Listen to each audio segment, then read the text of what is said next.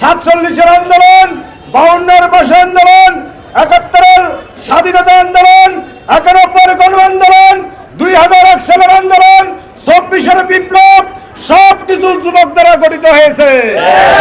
সুতরাং এই বিশ্বের যত পরিবর্তন হয়েছে, যুবকেরা যেখানে এগিয়ে এসেছে সেখানে পরিবর্তন ঘটেছে। আপনারা জানেন এই আওয়ামী লীগ সরকার এই ক্ষমতা থেকে বাংলাদেশের উপরে যে টর্চার করেছে, এই টর্চার মোকাবেলায় ছাত্র, যুবক এবং মেহনতি মানুষের ঐক্যবদ্ধ আন্দোলনের ফসল হচ্ছে জুলাই বিপ্লব। সেই বিপ্লবের মাধ্যমে আমরা একটি স্বাধীনতা পাওয়ার পরে আজকে যুবকদেরকে নিয়ে এই সমাবেশ।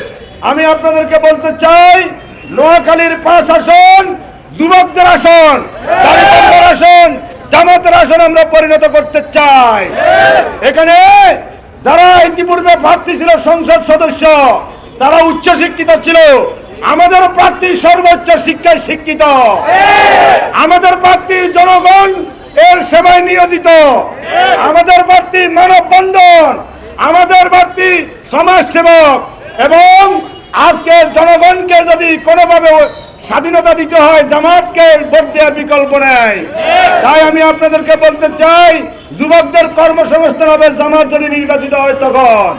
কারণ অন্যরা এই যুবকদেরকে সাদাবাজ বানায়, তাদেরকে টেন্ডারবাজ বানায়, তাদেরকে ইয়াবাখোর বানায়, তাদেরকে দখল বাণিজ্যের সাথে ব্যবহার করে। জামাত ইসলামী ক্ষমতায় গেলে এই যুবকদেরকে চাকরির ব্যবস্থা করবে, কর্মসংস্থানের ব্যবস্থা করবে। তাই আমি আপনাদেরকে বলতে চাই, পাড়ায় পাড়ায়, মহল্লায় মহল্লায় যুবকদেরকে ঐক্যবদ্ধ করতে হবে। যেখানে সাদাবাজ সেখানে প্রতিরোধ, যেখানে দখল সেখানে প্রতিরোধ। কোন কেন্দ্র দখল করতে দেওয়া হবে না, যেখানে কেন্দ্র দখল সেখান থেকে আন্দোলন। জামায়াত ইসলামীকে কেউ রক্ত চক্ষি দেখাবেন না।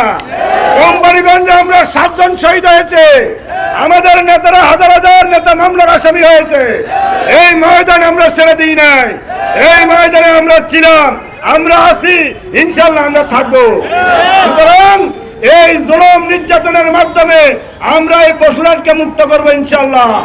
এই বাজারের ব্যবসায়ীদের স্বাভাবিক চলাফেরা করে এবং এই কোম্পানিগঞ্জকে স্বাভাবিক রাখার জন্য আমাদের নেতা বেলায়েত ভাই আছেন, আমরা তাকে নিয়ে সামনে এগিয়ে যাচ্ছি, এগিয়ে যাবো ইনশাল্লাহ।